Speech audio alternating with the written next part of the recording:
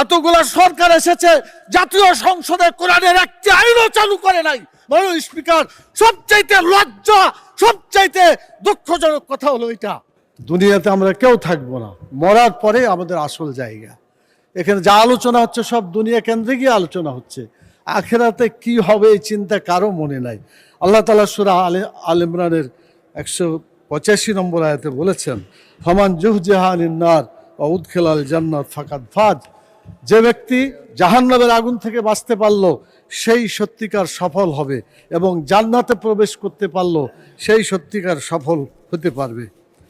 মাননীয় স্পিকার, সংসদ লবিতে ঢোকার সময় আল্লাহর প্রতি পূর্ণ আস্থা এবং ঈমান, এটা দেখার পরে মনে হয় যে আল্লাহর প্রতি যদি ঈমান থাকে তাহলে তো আমাদের আইনের উৎস আল কোরআন, কোরআনের বিধান বাংলাদেশে চালু হওয়া উচিত ছিল। মাননীয় স্পিকার, শতকরা 90 জন মানুষ যারা কোরআনে বিশ্বাস করে, এই কোরআনে যে বিধানগুলো আছে 6666টি আয়াতের মধ্যে নট লেস দ্যান 1000 আয়াত belong to the positive order and not less than 1000 ayat belong to the negative order.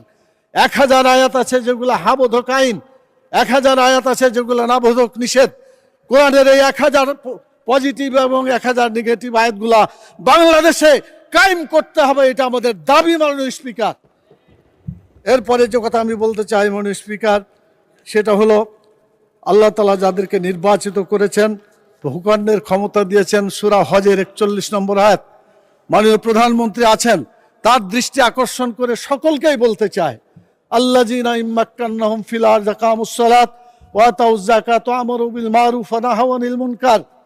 যারা রাষ্ট্র ক্ষমতা পাবে তারা দেশে নামাজ চালু করে মানুষের চরিত্র ভালো করে দেবে, এবং যাকাত চালু করে মানুষের ক্ষুধা, দারিদ্র্য, বেকারত্ব দেশ থেকে তারা বিতাড়িত করবে।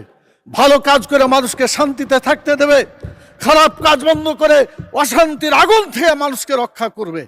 কিন্তু দুর্ভাগ্য, আওয়ামী লীগ এসেছে 6 বার, বিএনপি 5 বার, জাতীয় পার্টি 2 বার, এতগুলা সরকার এসেছে, জাতীয় সংসদে কোরআনের একটি আইনও চালু করে নাই। মাননীয় স্পিকার, সবচাইতে লজ্জা, সবচাইতে দুঃখজনক কথা হলো এটা। আমরা চাই আমরা এদেশে কোরআনের আইন চালু করে মানুষকে মুক্তি দেব। আমি মাননীয় প্রধানমন্ত্রীকে বলবো, আপনাকেও জিজ্ঞাসা করা হবে, আমাকেও করা হবে, বাংলাদেশে কেন নামাজ চালু করা হলো না, কেন যাকাত চালু করে ক্ষুধা, দারিদ্র্য, বেকারত্ব দেশ থেকে দূর করা হলো না, কেন ভালো কাজ চালু করে মানুষকে শান্তিতে থাকতে দেওয়া হলো না, কেন খারাপ কাজগুলো বন্ধ করে অশান্তি থেকে মানুষকে রক্ষা করা হলো না।